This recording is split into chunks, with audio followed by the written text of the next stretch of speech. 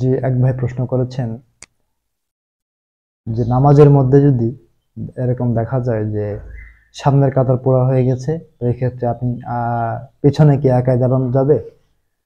এখন কথা হচ্ছে যে নামাজের কাতার পোড়া করা এটা হচ্ছে জরুরি।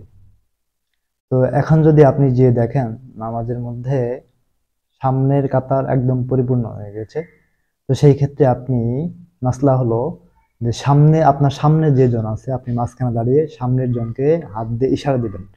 হাত দিয়ে ইশারা দেওয়ার পরে সে নামাজ নামাজ অবস্থায় সে পেছনে চলে আসবে।